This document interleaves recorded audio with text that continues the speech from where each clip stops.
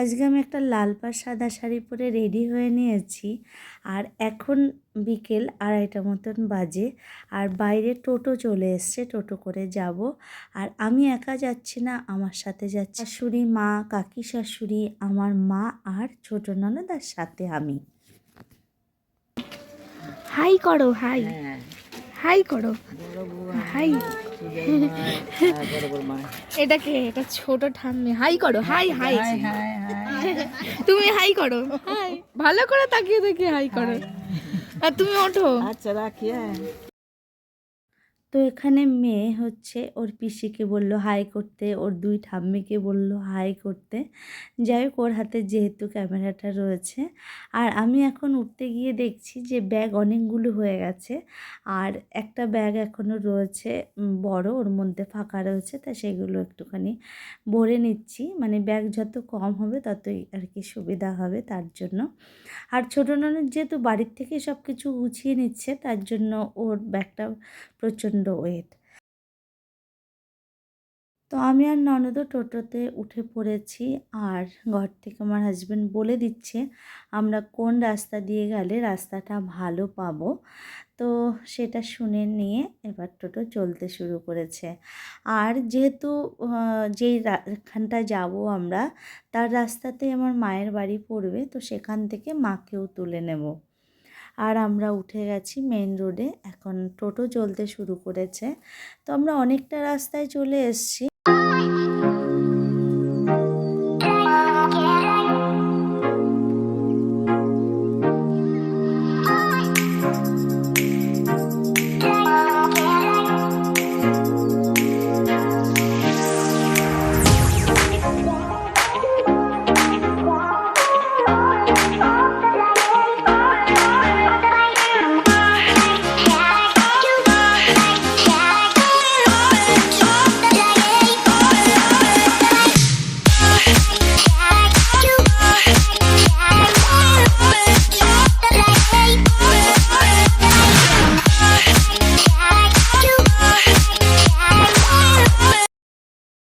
প্রায় 1 ঘন্টার কাছাকাছি সময় লেগেছে, কারণ মাঝখানে আবার রাস্তায় 10 মিনিট আমাদেরকে দাঁড়াতে হয়েছিল, কারণ রাস্তার মধ্যে মানে পাঠ কীর্তনের খাওয়া হচ্ছিল বলে সেই জায়গাটায় দাঁড়িয়েছিলাম।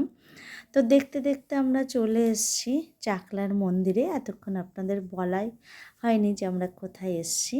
আর এখানে এসে এই যে আমি টিকিটগুলো কেটে নিয়েছি। আর দেখুন কত লোকজন এসছে। আর এখন মন্দিরের ভেতরটাতে আমরা ঢুকবো। যেহেতু আজকে একটা বিশেষ অনুষ্ঠান রয়েছে, আর আমি প্রায় 3-4 বারের চেষ্টায় এইবার আসতে পেরেছি। মেয়েদের বিভিন্ন রকম সমস্যা থাকে, সেই সমস্যাও 1-2বার হয়ে গেছিলো। যাই হোক, ঠাকুরের অসীম কৃপা, আমি এই অনুষ্ঠানে যোগদান করতে পেরেছি। আর এসে দেখছি এখানে একজন এমএলএ এসছেন, আর তার ভাষণ চলছিল। আর এখানে হচ্ছে লম্বা লাইন, এই লাইনের পেছনে দাঁড়িয়ে আছি আমি। আর এখান থেকে নিতে হবে আমার এই অনুষ্ঠানের জন্য যে সামগ্রীগুলোর প্রয়োজন সেইগুলো। তো আমি ওখান থেকে 171 টাকা দিয়ে টোকেনটা কেটেছিলাম। তো ওখানে এসে জায়গা খুঁজতে খুঁজতে অনেকটা টাইম লেগে গেছিলো। বহু মানুষের সমাগম হয়েছে, সবাই সবার সংসারের মঙ্গল কামনা করতে এসছেন। তো চলুন এবার ওখান থেকে পার্সেলটা নেওয়ার চেষ্টা করি, যেহেতু লাইন রয়েছে। তো পার্সেলটা নিয়ে সব কিছু গুছিয়ে নিই। আর দেখতে থাকুন ব্লগটা, আশা করি আপনাদের সবাইকার ভালো লাগবে। আর আমরা কিভাবে করি সেটাও দেখতে থাকুন। আর পরের বার যদি পসিবল হয় আপনারা অবশ্যই করে আসবেন। তা চলুন।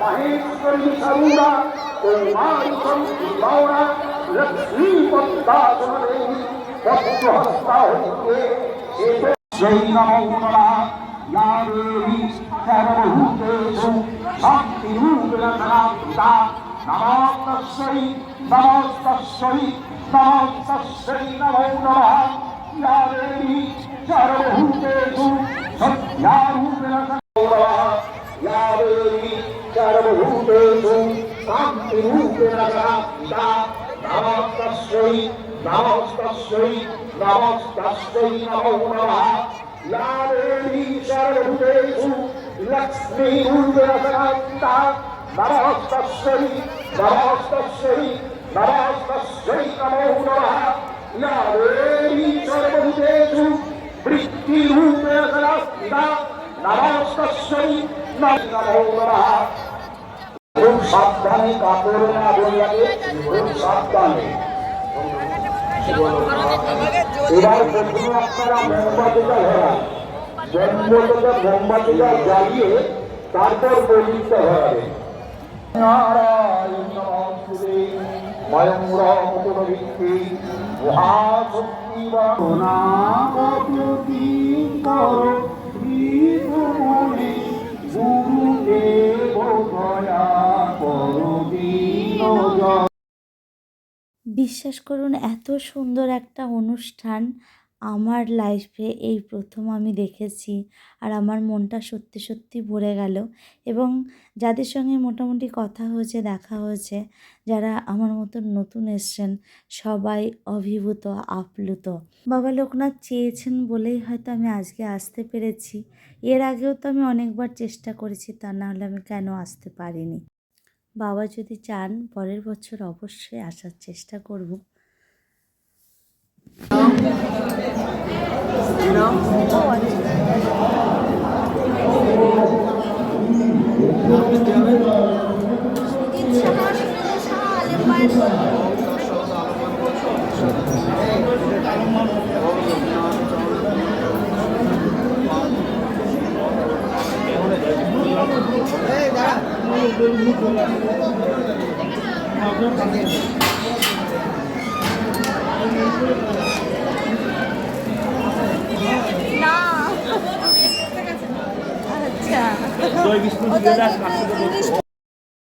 এখন আমরা এসেছি বাবা লোকনাথের মূল মন্দিরে।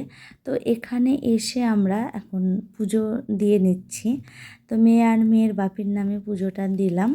এবং অনেকেই যারা আর কি প্রথমে আসতে পারেননি, প্রচণ্ড ভিড় ঠেলে, তো তারা আমার মতন এখন পুজো দিচ্ছেন। অনেকে ভেতরে গিয়েও পুজো করাচ্ছেন। আর এই হচ্ছে মূল বাবার মূর্তি, ভীষণ সুন্দর।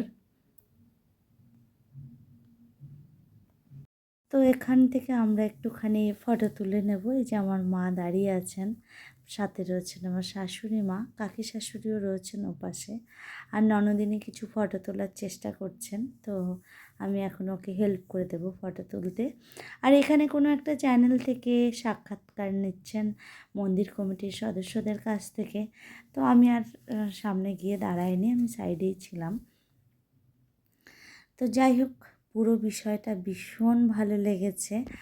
আর এখানে আমি এখন একটুখানি আমার মায়ের সাথে একটু ফটোশ্যুটের ভিডিও করে নেব, তো সেটাই করছি। তারপরে এখন আমরা যাব ধূপকাঠি মোমবাতি জ্বালাতে। আর এই যজ্ঞের স্থানটাতে মনে হয় বিশেষ কিছু পুজো চলছে। তো যাই হোক, আমরা চলে এলাম মন্দিরের একদম ফ্রন্টে। এখানেই ধূপকাঠি মোমবাতি জ্বালাতে হয়। তো ওই যে মা জ্বালাচ্ছেন, তারপরে আমি জ্বালিয়ে নেব।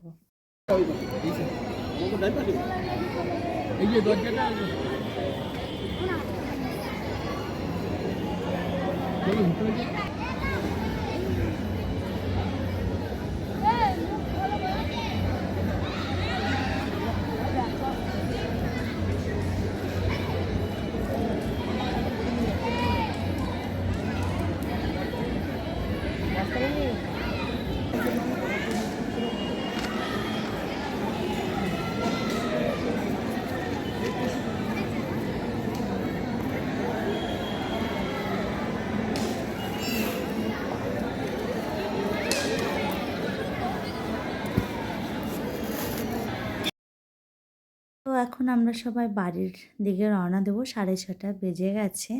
আর এটা হচ্ছে একটা অস্থায়ী স্টেজ তৈরি করে এখানে বাবাকে রাখা হয়েছে।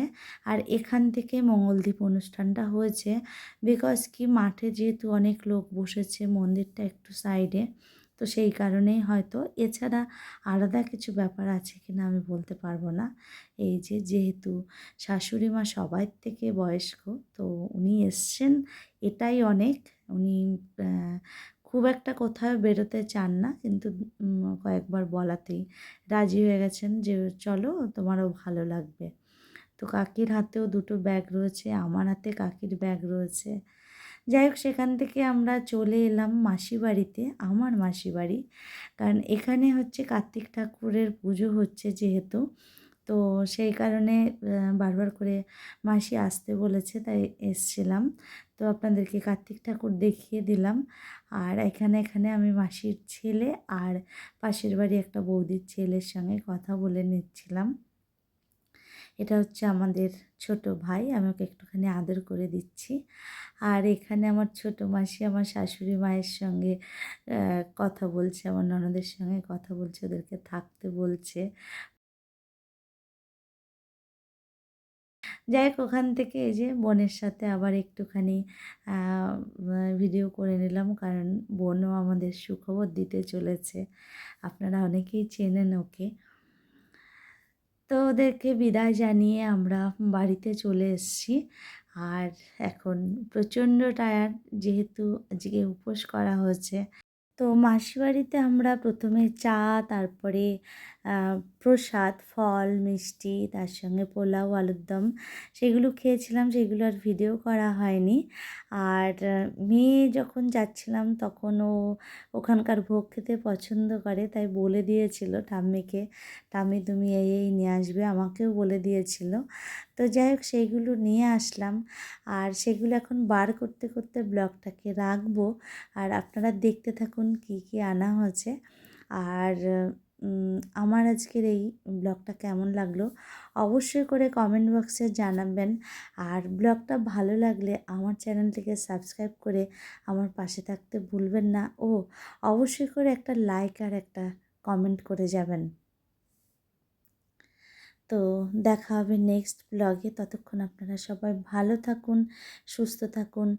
আর এখানে আমাদের যে পার্সেলটা ছিল সেখানে দিয়েছে ওই জল, আর ওই যেখান থেকে জলটা বের করেছিলাম সেখানে এই 3টে ফল ছিল, আর পোলাও, একটা মিষ্টি, আর একটু আলুর দম। একটু পোলাও আর খিচুড়ি কিনে নিয়ে এসেছি, আর বাটিটাতে মাসি দিয়ে দিয়েছে মেয়ের জন্য।